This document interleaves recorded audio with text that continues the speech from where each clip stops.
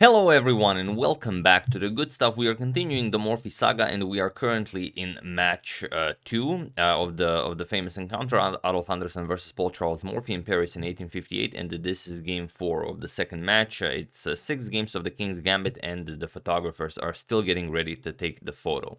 So without further ado, let's check it out, as this game is quite a bit more intriguing than the previous ones, and a bit longer. So Anderssen with the white pieces opens with e4, and Anderssen already lost 3 games in this second match, so Anderssen would really enjoy a victory here, and that's why here he will attempt something different. So here e5, we have f4 by Anderssen going for the King's Gambit. We have e captures on f4, Morphy accepts the gambit, and now not knight to f3 but rather bishop to c4, also known as the Bishop's Gambit. We have knight to f6, the Cosio defense, but also known as the Morphy defense. And nowadays, even between top grandmasters, this is still played. Knight to c3 is what white usually plays here, and there are many games between top grandmasters where this was employed. Niepo lost this position to Levon Aronyan. Vasily Ivanchuk defeated Ding Liren with this move. Morozevich lost 1 game to Anand, also won 1 game against Anand. So many games between top grandmasters in this line. But here we have a different approach. Anderssen plays e5, and there's something wrong with e5, although it wasn't known at that time all that much. So what do you play here? Basically, your choice is between knight to e4 and d5. You, of course, don't want to play anything else. So you either go knight to e4 with the threat of queen to h4 check, and then if g3, you are guarding that g3 square many times. So white will play f3, and then you're going to play d5. And this is one way to play this. The other way is to strike with after e5, to strike with d5 right away, but we kind of get a very similar thing.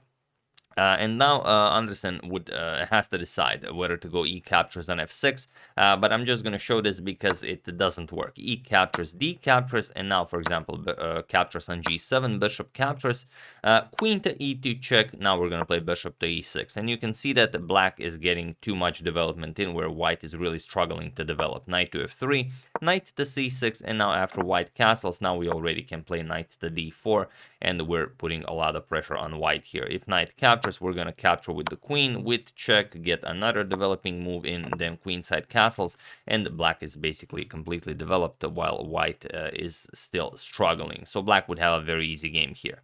So after d5, we have bishop back to b3 by Anderssen, and now knight to e4, again threatening that queen to h4 check, so Anderssen has to defend this with knight to f3, and now bishop to g4. Morphy just continues development, although g5 would be also a very nice approach here. With that g4 idea in mind, but then d3 comes, knight gets attacked, then knight c5, but all in all, black would always be better here. So after knight to f3, bishop to g4 by Morphy, and now there is one game that was played in 1876 in New York between James Mason and Henry Bird, where castles was played, where d4 was played by Mason, but here we have castles, and it is now as of move 7 that this position has never been reached again. So here we have knight to c6, continuing development. The thing with knight to c6 is that if Morphy goes bishop to c5 check right away, of course Anderssen will not play king h2 and allow knight to f2 check. He's just going to block with the d4, and this is now perfectly fine for white.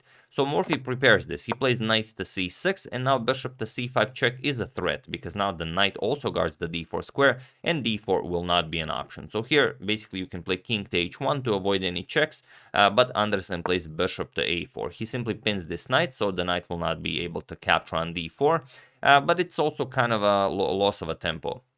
And here Morphy can do some serious damage. If he goes knight to g5, this is just great for him. He's going to capture on f3, bust open the king side. Let's say d4, we're going to capture here. G captures bishop h3, and he has a very nice game. But he prefers the g5 move now. And this is something that almost always happens in the King's Gambit. You will at some point play g5. So here bishop captures on c6, b captures, and now d4. And here Anderssen says, all right, my position is not very solid. I have a very nice center, but Morphy, in the spirit of modern chess players, dare I say it, goes for c5, and he attacks Anderssen's center here. We have c3. defending, and now bishop to e7. Morphy is now also ready to castle, and then he's going to be able to do some h5, f6 ideas and, well, attack the white king. We have b4 by Anderssen, trying to give up the b4 pawn to keep his center, but Morphy says it's not a problem since I have another c pawn. So c captures, and yes, he does have a very strong center, but now comes castles, and queen to b3 by Anderssen. We have rook to b8, now with a double attack on the b4 pawn. Anderssen defends it, but now comes c5. And now you can't capture with the b pawn, and the center again is being attacked. But Anderssen plays knight to c3 here, and now Morphy says, alright, I don't even have to go for a center, I can just win a pawn here, because your center isn't really doing anything in this game. So knight captures, queen captures, and now not capturing on d4, but rather capturing here on b4. You could also just play c4, this also creates a passed pawn, but Morphy prefers this, as he will get a passed a pawn, and he will be up material. So here a captures with bishop captures, queen to d3, and now as the a7 pawn is being attacked by the rook, we just push it to a5. We have a beautiful pass pawn on a5, the bishop defends it, so Morphy's position is just great here, and Anderssen still needs to figure out how to do something here.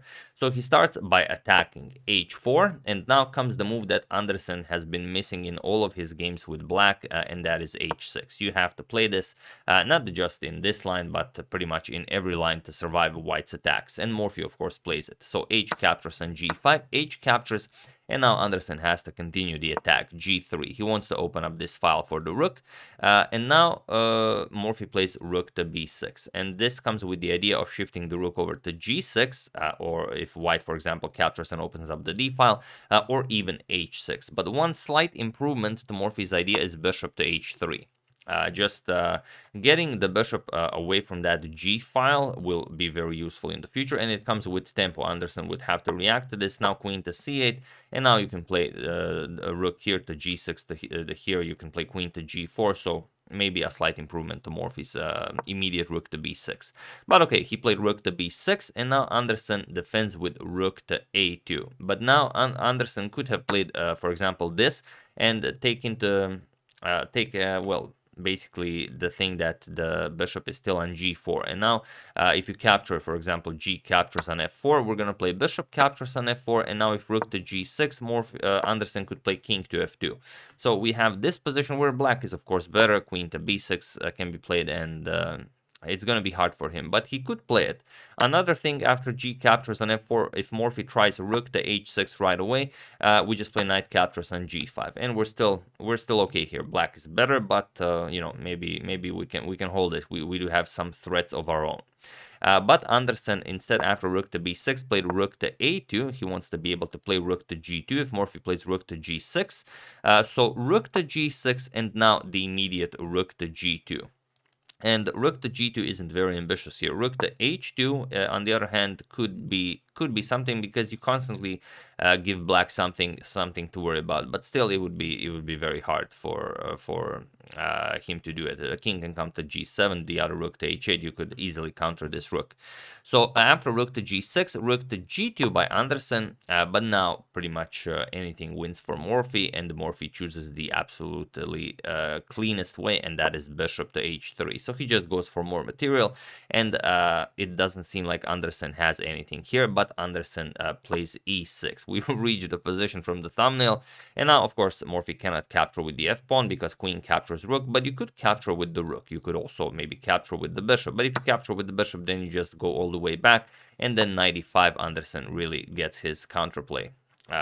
So maybe not capturing with the bishop, but Morphy says, all right, I'm just going to capture the rook, and I don't see anything that could go wrong here. So here we have e captures on f7 with check, king to g7, and now king captures on g2. But now just queen to c8. Now Morphy is preparing rook to h6, and then the queen is coming to h3. The other rook will come to h8 to also help out with the attack along the h file. And what can Anderssen do here? He brings his knights to e5, now threatens queen captures on g6, rook to h6, now of course threatening to bring the queen over to h3. So g captures on f4, now the white queen is guarding the h3 square, but now rook f to h8. And now there is nothing more for white to try here. He played f captures on g5, but now we have a series of checks. Rook to h2 check, king g1, rook h1 check, king f2, now rook to h2 check, king to e3, and now comes rook to h3 check. And now Anderssen can't move the king because rook captures queen, and there really isn't all that much you can play. If you block with the rook, then you're no longer guarding the bishop, so Anderssen played the only thing he could. That's knight to f3, but now the simplest way to win the game, it's actually mate in 5. Feel free to pause the video and win the game in the quickest possible way while I give you a couple of seconds.